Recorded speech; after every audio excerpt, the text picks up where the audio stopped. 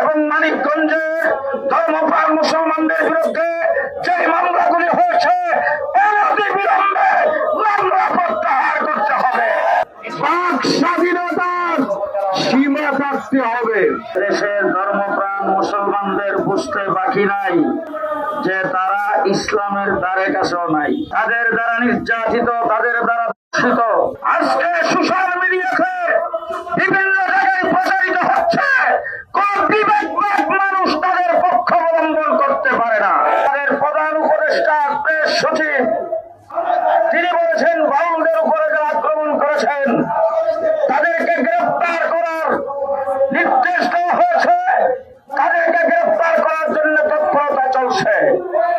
আমি পরিষ্কার ভাষায় বলতে চাই, ডক্টর ইউনূস সাহেব, আপনাকে রক্ত দিয়ে ক্ষমতায় আমরাই বসাইছি, কিন্তু আপনি বাউলদের পক্ষ অবলম্বন করবেন। আজকে বাইতুল মুকাররমের সামনে দাঁড়িয়ে বলছি, বাউলদের উপরে কেউ আক্রমণ করে নাই। বাউলরা আল্লাহর বিরুদ্ধে কথা বলেছেন, রাসূলের বিরুদ্ধে কথা বলেছেন, কোরআনের বিরুদ্ধে কথা বলেছেন, ইসলামী শরীয়তের বিরুদ্ধে তারা কথা বলেছেন। শরীয়তের আইন হইল ওয়াজিবুল কতল। সুতরাং আমাদেরকে বাধ্য করবেন না, বাধ্য করবেন না। আমাদের উলামায়ে কেরাম এবং মানিকগঞ্জে ধর্মপ্রাণ মুসলমানদের বিরুদ্ধে যে মামলাগুলি হয়েছে অনতিবিলম্বে মামলা প্রত্যাহার করতে হবে। বাউলদের সঙ্গে যারা জড়িত আছে আগামীকাল শনিবার, এর পরের শনিবারের আগে তাদের সবাইকে গ্রেফতার করতে হবে। আগামীকাল শনিবারে আমরা সেখানে হেফাজতে ইসলাম মানিকগঞ্জ জেলার পক্ষ থেকে সমাবেশ ঘোষণা করা হয়েছিল। প্রশাসন বলছেন তারা একসঙ্গে যাবেন, মামলা প্রত্যাহার করবেন, এই জন্য সেটা ডেট পিছানো হয়েছে।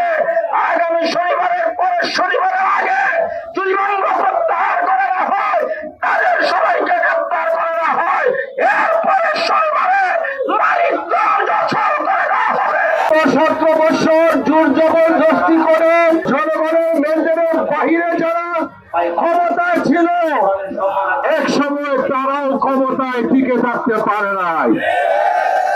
তোমরা আবুল সরকার আমার আল্লাহর বিরুদ্ধে জঘন্য বক্তব্য রেখেছে, সেই বক্তব্যের সমর্থনে তোমরা বাক স্বাধীনতার নামে তাদের পক্ষ অবলম্বন করেছ, অথচ তুমি নিজেকে মুসলমান দাবি করো।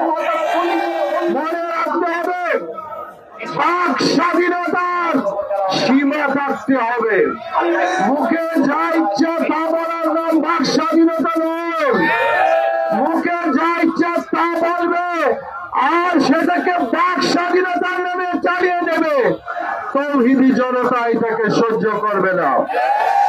হেফাজতে ইসলাম আজকে বাইতুল মুকাররমে নয়, শুধু আপনারা জানেন আগামীকাল মানিকগঞ্জে বিরাট সমাবেশ হবে। সেখানে হচ্ছে আমরা যদি এই সমস্ত আবুল সরকাররা ক্ষান্ত না হয়, তাদের যদি বিচার না করা হয়, তবে বৃহৎ আন্দোলন গড়ে তোলার জন্য হেফাজতে ইসলাম বাধ্য হবে।